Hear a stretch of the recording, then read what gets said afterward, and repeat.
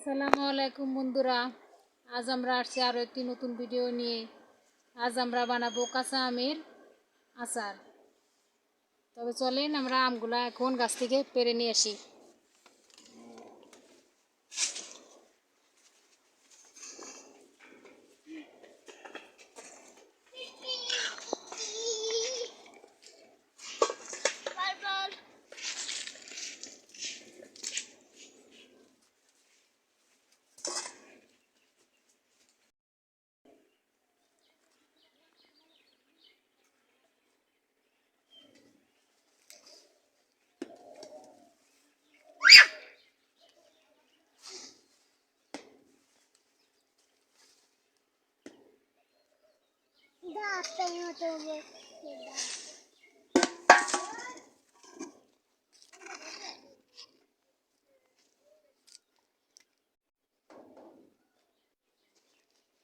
এবার আমগুলা আমরা তুলে নেই।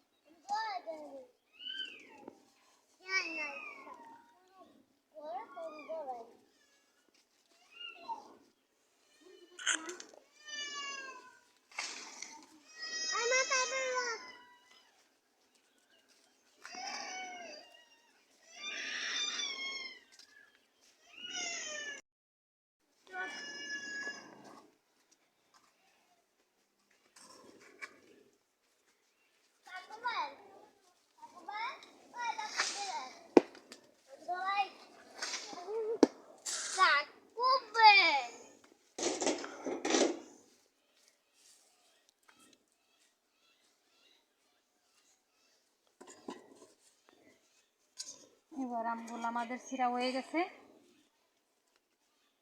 এবার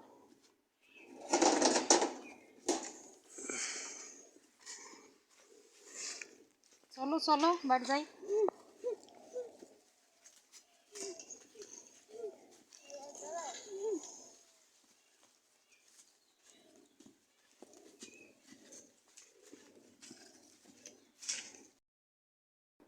দেখেন বন্ধুরা, কত সুন্দর বড় বড় কাঁচা আম। এই আমগুলো এখন আমি পানিতে ভালো করে ধুয়ে নেব। দেখছেন কত সুন্দর। সবগুলো আম এখন ধুয়ে চুকলা সহ আমি এটা ভালো করে কেটে নেব।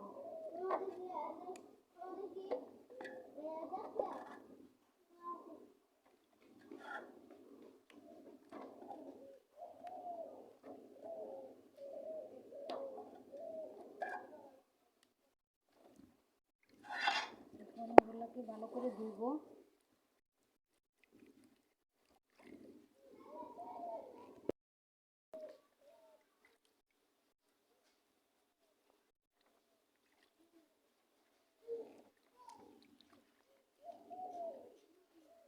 এবার এগুলো ধোয়া হয়ে গেছে। এবার এগুলো ভালো করে চুকলা সহ কাটবো।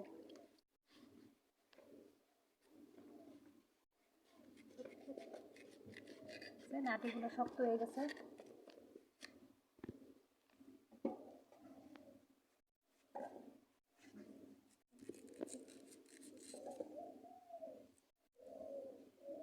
এগুলো চুকলা সহ এরকম করে কেটে নেব। দেখছেন এরকম করে কাটতে হবে।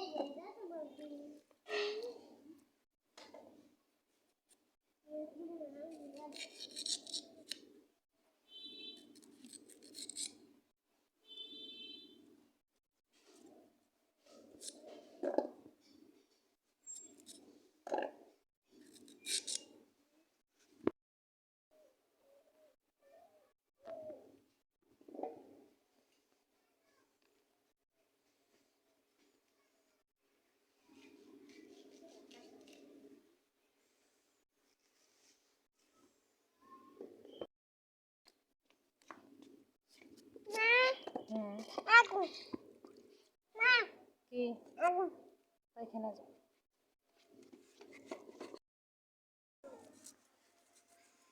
এরকমভাবে একটু একটু করে হাঁসের দিকে একটু কেটে কেটে নেবেন, তাতে এটা ভালো করে মশলাটা ভিতরে যাবে এবং আচারটা ভালো হবে। এরকম করে একটু একটু করে কেটে নিতে হবে।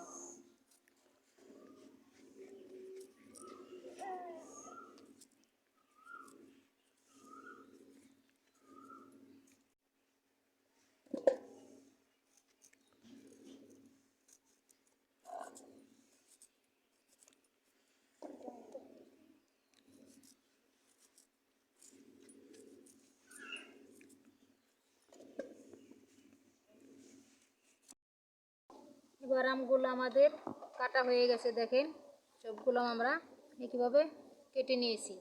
এরপর আমরা লবণ আর হলুদ দিয়ে এটাকে ভালো করে মাখিয়ে নেব।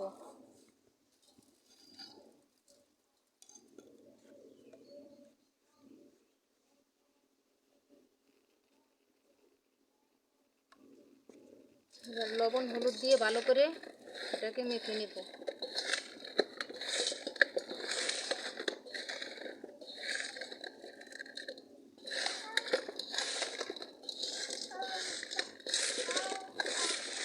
লবণ হলুদ দিয়ে মাখিয়ে 1 ঘন্টার মতো এটাকে রেখে দেব।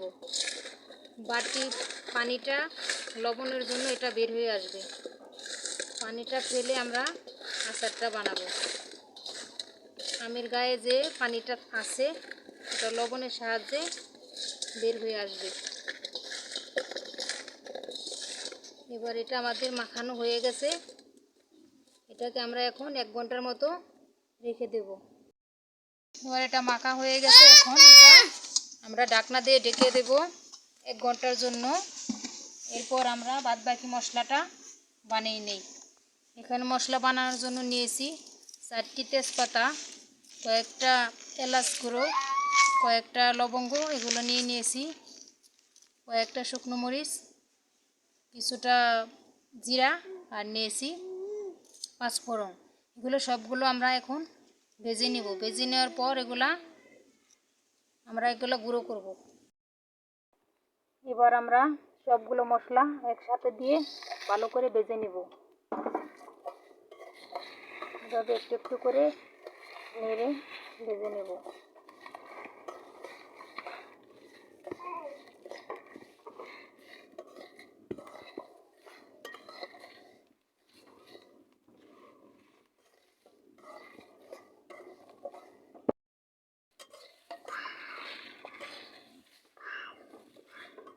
আচারের মশলাটা যত ভালো হবে তবেই আচারটাও ভালো হবে। মশলা ভালো না হলে আচারটাও ভালো আসে না। আচারের স্বাদটাই হলো মশলা। মশলা কম হলে বা ভাজা কম হলে আচারটা ভালো লাগে না। এবার এটা আমাদের ভাজা হয়ে গেছে, এবার এটা আমরা বেটে নেব।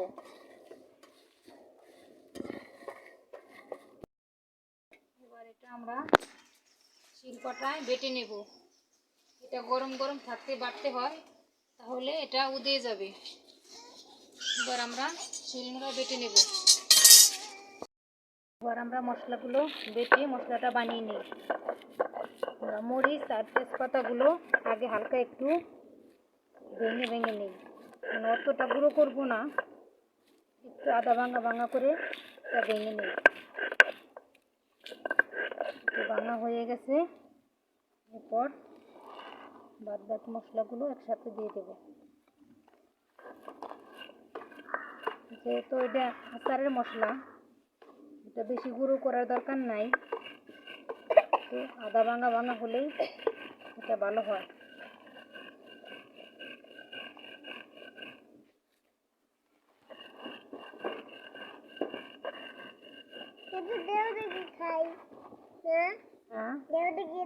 এটা তো মশলা, আচার বানাই নি তারপর খাই নি।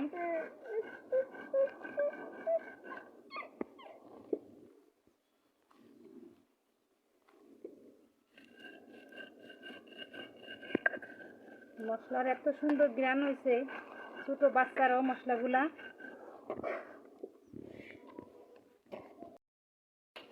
মশলার এত সুন্দর ঘ্রাণ বের হয়েছে, ছোট বাচ্চারাও এটা এখনই খেয়ে ফেলতে চাইতেছে, যেহেতু এটা মশলা খাওয়া যাবে না।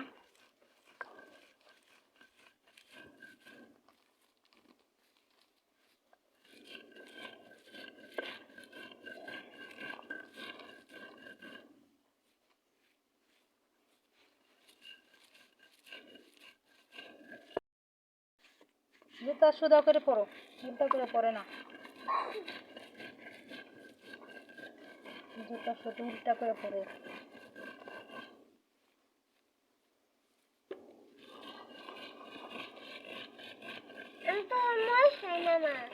তুমি মরিচ খাও না?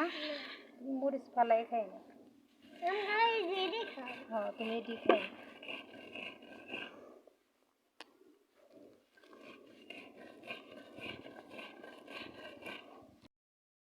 মশলা গুঁড়ো করা হয়ে গেছে, এবার আমরা এটা তুলে নেব।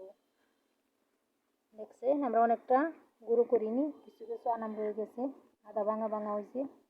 এরকমটা হলেই আচারটা ভালো হয়, স্বাদটা ভালো নামে এটা দিয়ে।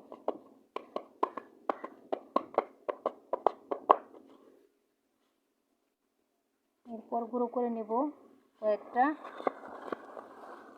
সরষে। আমি কালো সরষে নিয়েছি, আপনাদের ইচ্ছে সাদা রঙের। আমি এখানে কালো সরষে নিয়ে নিয়েছি আচারের জন্য, আপনারা চাইলে সাদা রঙের সরষেটাও নিতে পারেন। আমি কিছুটা সরষে এখানে বেটে নেব। এটা হালকা একটু পানি দিয়ে দিয়ে বেটে নিতে হবে, এটা শুকনো বাটা যাবে না।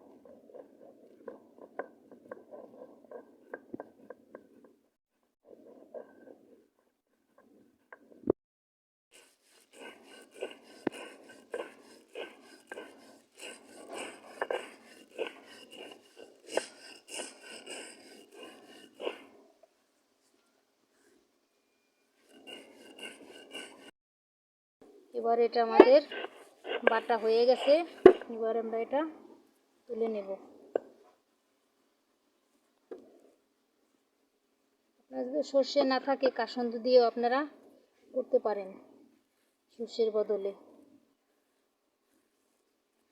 কাসুন্দির থেকে সর্ষে দিয়ে এটা বেশি ভালো হয়, তবে না থাকলে কাসুন্দি দিয়েই করতে পারেন। এবার আমরা এটা তুলে নেব।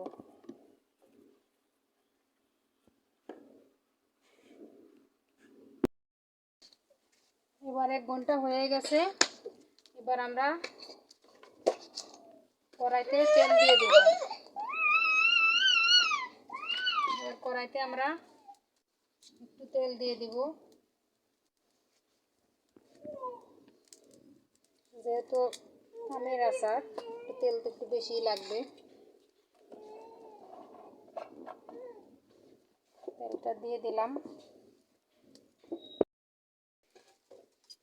এবার আমরা সরিষার তেলের মধ্যে এটা দুটো তেজপাতা, দুটো এলাচ দিয়ে দেখি তেলটা কীরকম গরম হয়েছে।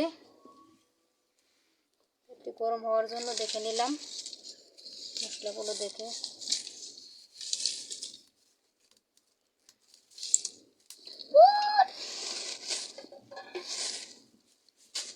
এরপর দিয়ে দেব আমগুলো তেলের ভিতর।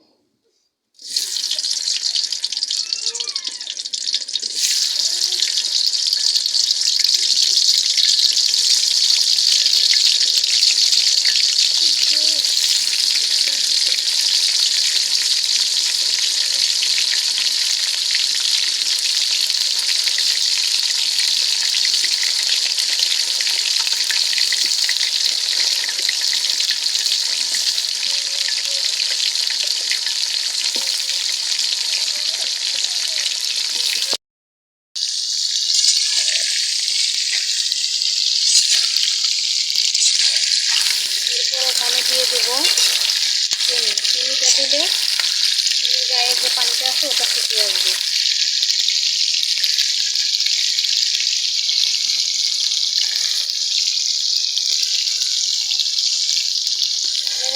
স্বাদ মতো চিনিটা দিয়ে দিবেন।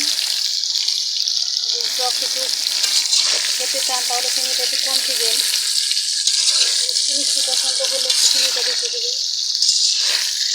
আপনাদের স্বাদ মতো আপনারা চিনিটা দিয়ে নেবেন।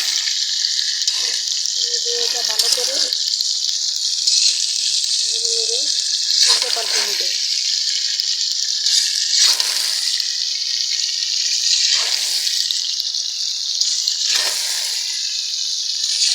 এরপর দিয়ে দেবো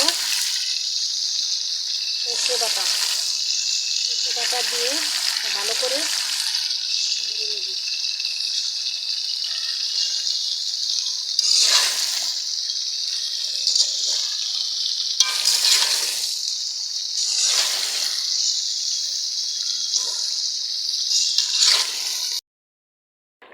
এবারে এটা সিদ্ধ হয়ে আসছে। এখন আমরা এখানে আরও কিছু মশলা দিয়ে দেব। যেহেতু এটা টক ঝাল মিষ্টি আচার, এর জন্য আমরা শুকনো মরিচের গুঁড়োগুলো এখানে দেব। আপনারা আপনাদের ঝাল যেরকম খান ওরকমভাবে দিয়ে দেবেন। আমরা ঝাল একটু পছন্দ করি, তাই একটু ঝাল বেশি দিয়ে দিলাম।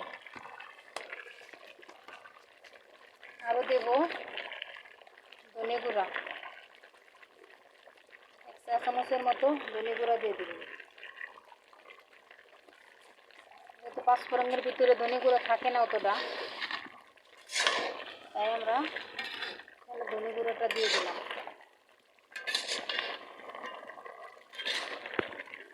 আর দেব একটু হলুদের গুঁড়া। হলুদের গুঁড়াটা অত বেশি দেওয়া হয় নাই, তাই আরও 1 চামচ হলুদের গুঁড়া। এখন এটা ভালো করে মিশিয়ে নেব।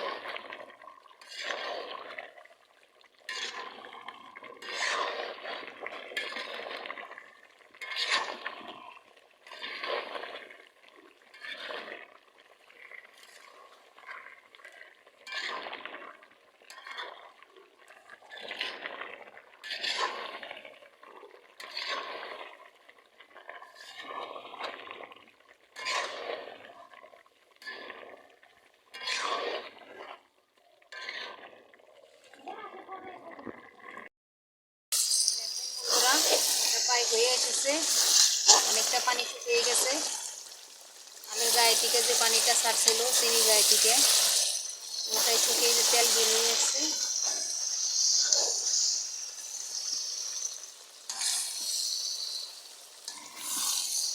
এরকমভাবে ঘন ঘন নাড়তে থাকবো, তা নাহলে নিচে পুরা লেগে যেতে পারে। এরকমভাবে অনবরত নাড়তে থাকবো।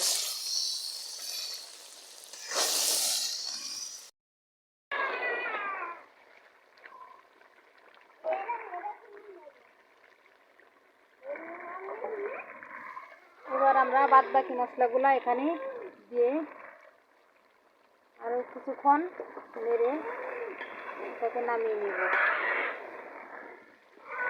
ভালো করে এটা মিশিয়ে আরও 5 মিনিটের মতো এটা জাল করব।